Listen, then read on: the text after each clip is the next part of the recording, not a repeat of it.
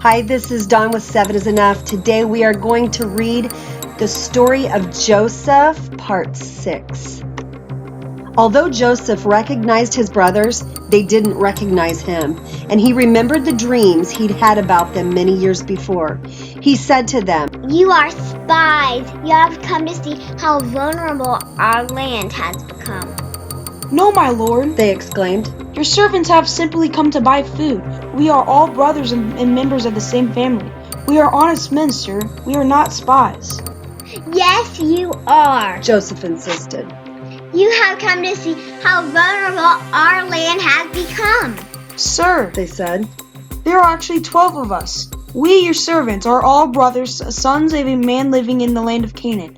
Our youngest brother is back there with our father right now, and one of our brothers is no longer with us." But Joseph insisted. "As I said, you are spies. This is how I will test your story. I swear by the life of Pharaoh that you will never leave Egypt unless your youngest brother comes here. One of you must go and get your brother. I'll keep the rest of you here in prison. Then we'll find out whether or not your story is true. By the life of Pharaoh, if it turns out that you don't have a younger brother, then I'll know you are spies." So Joseph put them all in prison for 3 days. On the third day, Joseph said to them, "I am a God-fearing man.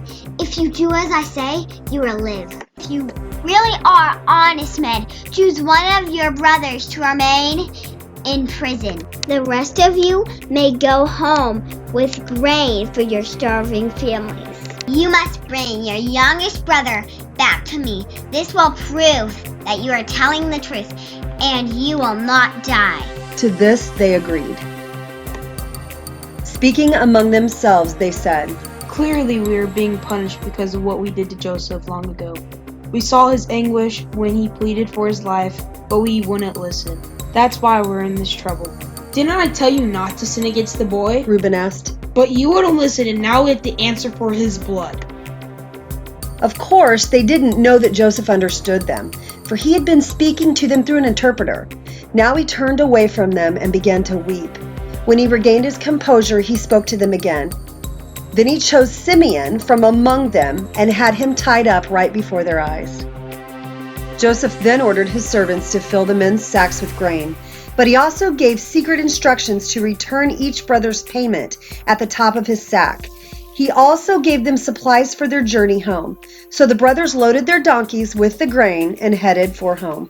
But when they stopped for the night and one of them opened his sack to get grain for his donkey, he found his money in the top of his sack. "Look!" he exclaimed to his brothers. "My money has been returned. It's here in my sack." Then their hearts sank. Trembling, they said to each other, "What has God done to us?" When the brothers came to their father Jacob in the land of Canaan, they told him everything that had happened to them. "The man who is governor of the land spoke very harshly to us," they told him. "He accused us of being spies scouting the land.